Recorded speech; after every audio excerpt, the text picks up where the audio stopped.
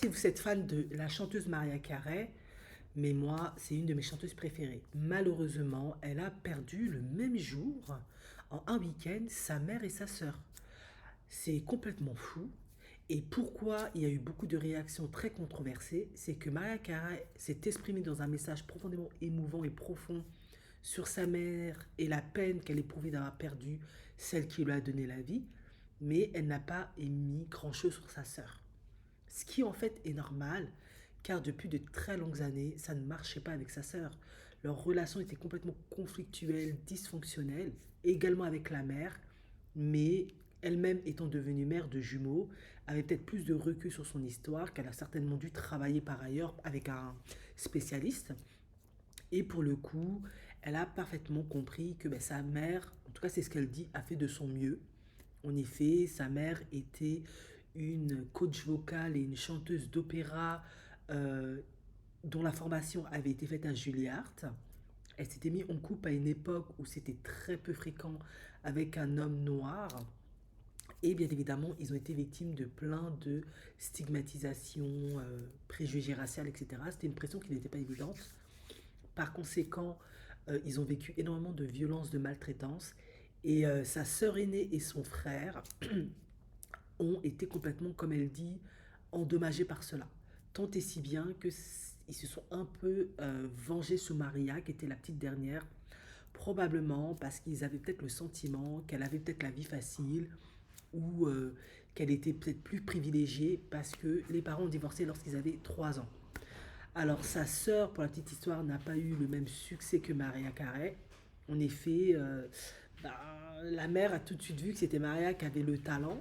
Du coup, elle a drillé sa fille qui, pour la petite histoire, a 8 octaves dans sa corde vocale. C'est-à-dire, c'est ce qui explique qu'elle peut faire des sons extrêmement aigus, chanter de tête, mais également chanter en voix mixte. Enfin bref. Du coup, ça lui confère une particularité, une atypie vocale que tout le monde n'a pas. Est-ce que c'est ce qui a fait que sa sœur était jalouse de Maria, lui en voulait, je ne sais pas. Maria comprenait parfaitement la souffrance de son frère et de sa grande sœur, mais c'est pas pour autant que elle a laissé passer.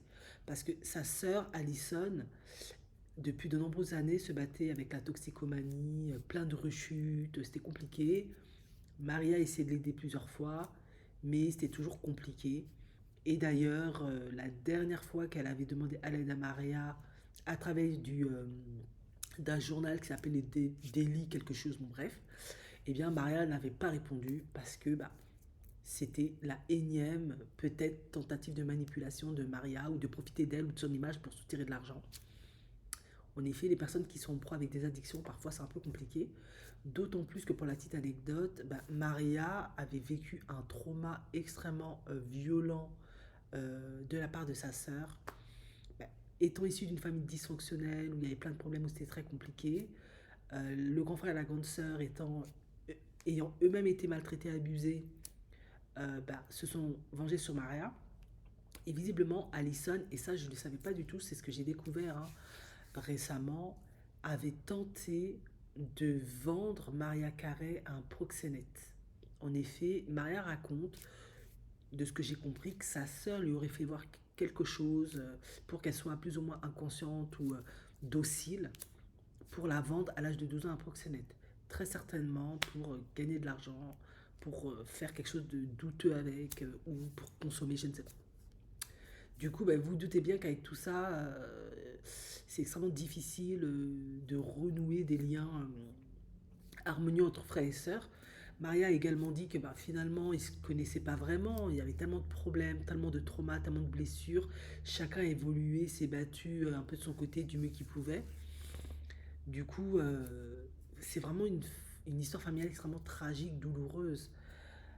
Mais bon, Maria Carey a fait son petit bonhomme de chemin et elle a compris que toute cette rivalité, cette jalousie, cette admiration, tout ce, c'est très complexe. Le seul choix qu'elle avait, c'était de se concentrer sur elle, sur sa vie. Elle a pu quand même plus ou moins essayer de créer une situation d'apaisement avec sa mère, même si sa mère, étant elle-même une ancienne chanteuse Il y avait aussi un peu de rivalité maternelle, de jalousie vis-à-vis de la fille qui a eu les succès qu'elle a eu, vu qu'elle est riche. On peut se dire, ouais, elle a une vie meilleure, etc. Mais Maria a dit que elle est quand même heureuse la dernière semaine avant le départ de sa mère, d'avoir passé du temps avec elle, d'avoir pu lui donner son amour, son soutien, etc., etc. Dans le cas de sa sœur Alison, bah, voilà, la relation était telle qu'elle était, c'était plus récupérable. Dans le cas de Maria, c'était plus récupérable. Elle faisait plus confiance, c'était mort, c'est fini. Mais on ne peut pas nier le fait que c'est quand même surprenant et étonnant que la mère et la sœur soient parties le même jour. Le père était déjà parti il y a longtemps, hein, il avait 72 ans. Le frère, bon, lui, il est toujours dans ses phases machin. Mais voilà, Maria Carré a demandé à ce qu'on respecte sa vie privée, qu'on ne l'opportune pas, elle et ses enfants, qu'elle fasse son deuil en paix. Mais c'est sûr que ça peut être ressenti comme Maria, certes comme une perte douloureuse, mais aussi peut-être comme un soulagement, une libération d'une certaine manière. Parce que autant elle devait les aimer, mais autant c'est un énorme fardeau qu'elle devait porter constamment. D'ailleurs, elle l'a dit elle-même, hein, à cause de toute cette histoire, toute cette violence médiatique qu'elle pouvait subir de la part de autant de sa mère, de sa soeur, de son frère. Elle a eu des phases profondément dépressives, d'instabilité émotionnelle, etc. Du coup, ben, même si elle est dans le deuil, dans la douleur, c'est aussi une libération d'une certaine manière. Je sais que pour certains, ça peut être choquant, mais quand on a une histoire aussi tragique, ça peut être aussi une libération. Parce que maintenant, ils sont plus là, ils sont partis. Euh, Ça peut être aussi un meilleur moyen, même si elle l'a certainement fait depuis longtemps, parce qu'elle a quand même réussi à avoir ses enfants, etc., d'aller vers un processus plus fort de guérison. Voilà. Même si pour moi, je pense qu'elle a déjà fait tout ça. Mais maintenant, c'est fini. Clairement, ils sont plus là. C'est terminé. Tu ne le reverras plus jamais. Alison ne fera plus d'interview. Voilà, ne t'attaquera plus par médias interposés. Ta mère est partie.